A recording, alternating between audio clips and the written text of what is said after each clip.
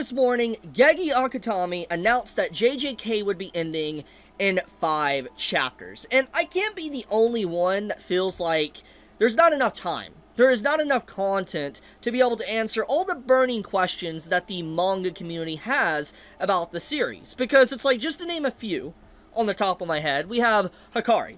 We have Kenjaku's will live on. We have the merger. We got Sukuna flashback, you know, seeing more about his era, where he came from, and the people surrounding him. Maybe more about Yuji's life and his family dynamics, stuff like that, to really dive into just Yuji's family. And so much more that's potentially I'm not thinking about right now. But there is a lot of things that, you know, Gege Akutami could have dived into to really talk about and discuss.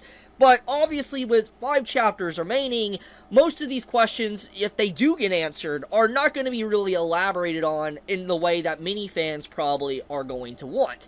And one big thing in particular that, especially with the 5 chapters remaining, does, it basically means that the whole Hikari fight was off screens. That the stuff that's been put on hold for pretty much a year at this point, you know, has literally not been shown much at all, and we're not really going to get a conclusion. And for all we know with how Gege likes to do things, he could theoretically kill off Hikari off screen. I mean, we have seen so many deaths in this final arc, it's a potential possibility. So, there's a lot of things to really take away from this announcement that came out, but one thing in particular that we have to come to terms with is that JJK is coming to an end. And I feel like at this point, if you are an active manga reader of Jujutsu Kaisen, you probably already saw the writing on the wall. You saw that JJK would probably be coming to an end in maybe 10 or so chapters. I know I did, because I got the same vibe I had when I read My Hero Academia before it got its announcement of it's going to be ending in 5 chapters. I remember making a video and saying, this series doesn't have much longer. It's going to end soon. And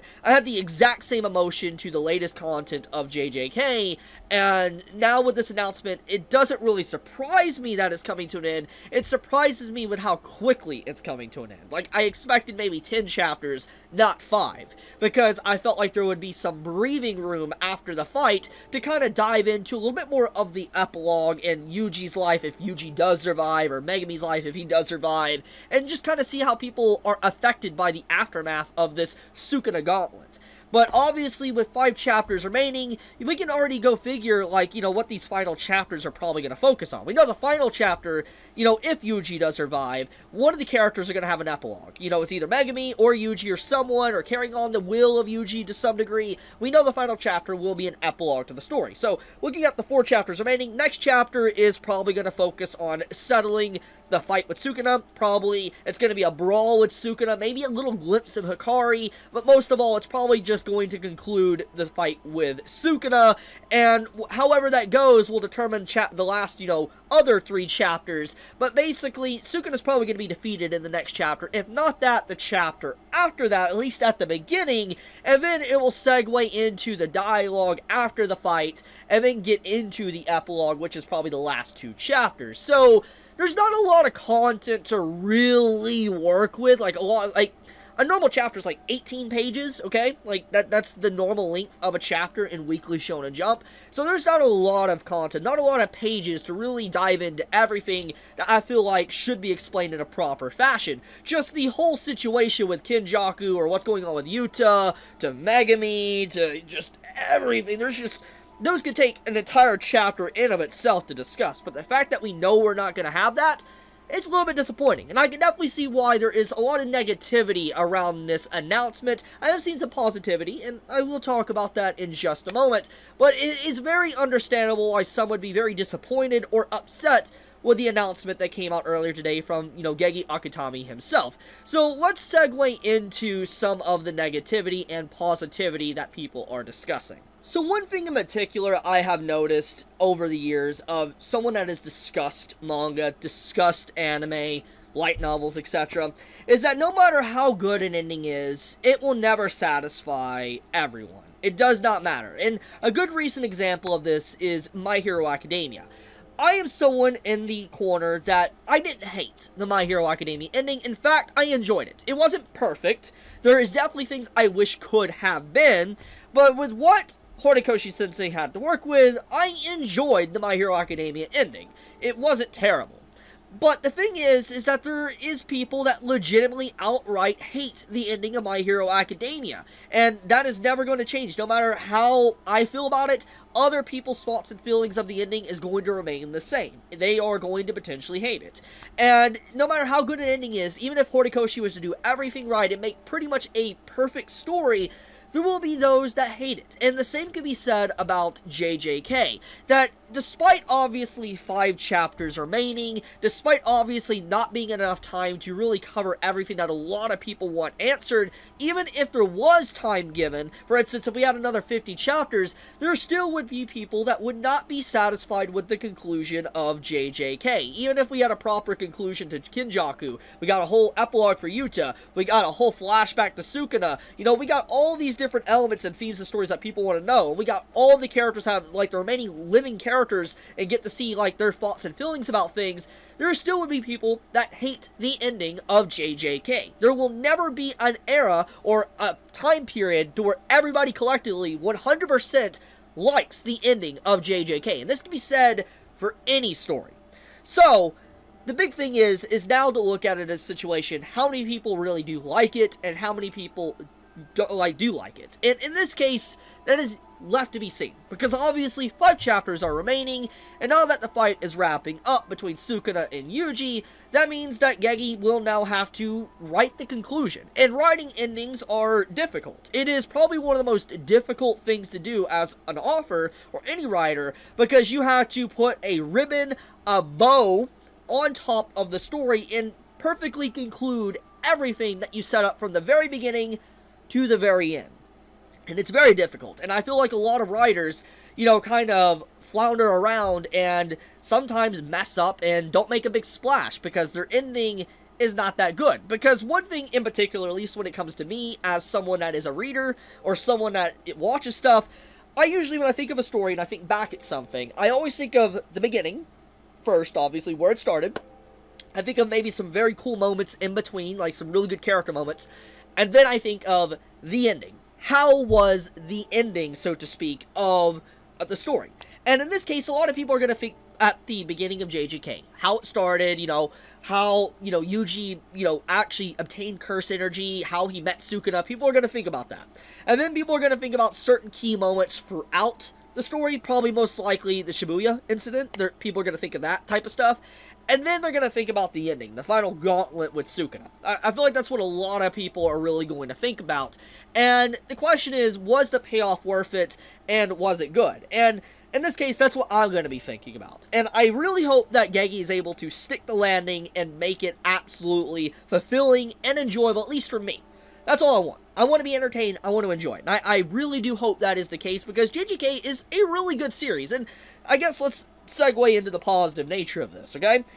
Regardless of your thoughts or feelings on Jujutsu Kaisen, even if, like, 5 weeks from now, you know, the final chapter comes out and it's just dog water. It's awful, okay? Let's just go on a hypothetical and say the ending is absolute trash. It does not change the fact that JJK is very influential.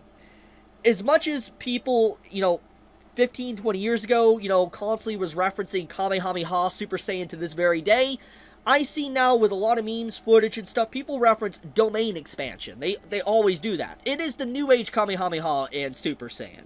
And say whatever you want to say, this is true. So 10 years, 15 years from now, there's going to be people that are going to remember JJK in a very positive light, under the same lens as people that view Dragon Ball.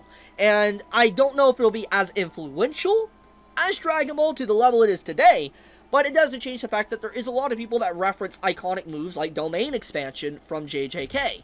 And so I think that going forward, we cannot disregard the impact and effect that Gege Akutami has had on the manga and anime industry and culture itself.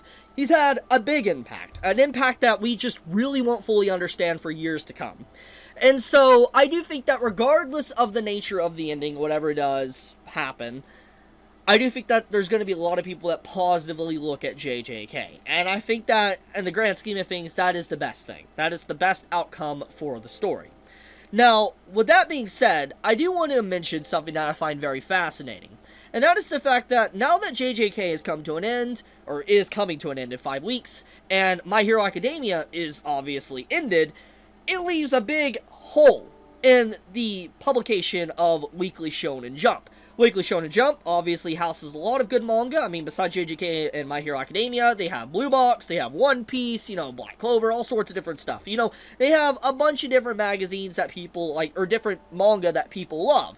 But at the end of the day, if there is one series that obviously stands out, or series that stand out besides One Piece, it has definitely been JJK and My Hero Academia. And now that obviously they're basically done, they're over, there's going to be a lot of readers, since they're such massive franchises, that people are not going to probably actively want to read Weekly Shonen Jump anymore, because they're not going to want to probably dive into a manga, because maybe something doesn't scratch that itch that they want. Which dives into the other segment of the title I know I have, and that is Hunter x Hunter. Now, I know it's probably a coincidence, but it is pretty fascinating that two big, massive series like JJK and My Hero Academia pretty much are coming to an end in under a month from each other, and all of a sudden, Hunter x Hunter is coming back this October. It feels like there is some form of meddling internally. Now, once again, there's no proof for this. I'm not saying this is true, but it does feel like there is some internal pressure towards Togashi from Shonen Jump to say, hey, we need you back. We need you back to be able to write more chapters, because we know you've been cooking them up for a while. You have way more than 10 chapters. We need you back, because obviously the viewership and audience for our magazine is getting a lot smaller, because a lot of dedicated fans and readers that have been mainly just reading JJK and My Hero Academia are no longer following the magazine. And so I do think that, like I said, there is potentially some internal pressure to bring Hunter x Hunter back because of that. Now, once again, not saying this is true. This is just my personal feelings on it.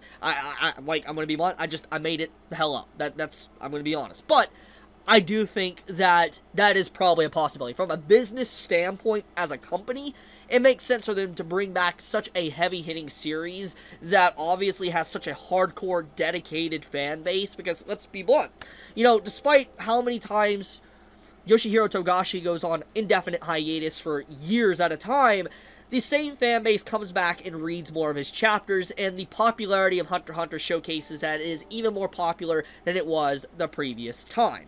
So, despite that, it's clear that the fan base is massive and very, very dedicated, and that's probably what Shonen Jump as a company wants right now, because a lot of audience is probably not reading their magazine anymore, thanks to two big series now going to be coming to an end. They're afraid that they're going to lose money, they're going to lose audience, etc., because they need another smash hit, another swinging success, so to speak, and they're definitely desperately looking for something like that, either through Kagurabachi, maybe Ruri Dragon, or some other series that we're unaware of, but they're definitely going to be looking as a company to something that could be filling the gaps, the holes that JJK and My Hero Academia have obviously left behind.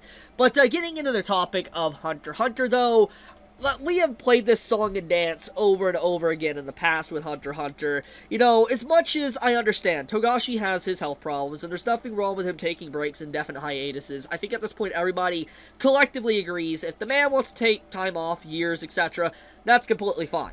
But the thing is that we have done this song and dance a lot, and it's only a matter of time when he comes back that he will go on hiatus again. I'm not trying to be a Debbie Downer, and be doom posting or whatever, but let's be blunt. You know, he may have more than 10 chapters this time, maybe 15 to 20 chapters already written, but it does not change the fact that he will go on break and a hiatus, because it's like, I saw the other day, like 4 or 5 days ago, he literally mentioned his back was hurting again. So, with that being said, I'm almost positive that he will go on indefinite hiatus again once, you know, the chapters that he's kind of already worked on catch up to the current work. I feel like that's what's going to happen. But, I will say, though, it is fascinating Hunter x Hunter is coming back in this time period. I wonder if there was, like, a binding vow / blood sacrifice that was made or whatever. Like, you know, JJK and My Hero Academia had to be sacrificed to bring Hunter x Hunter back. I know I'm memeing, I know this isn't real, but it's just, it's food for thought. But, yeah. JJK coming to an end, Hunter x Hunter coming back. Tell me your thoughts in the comments below. How do you feel about this news? Let me know in the comments below. Love you guys. Chibi out.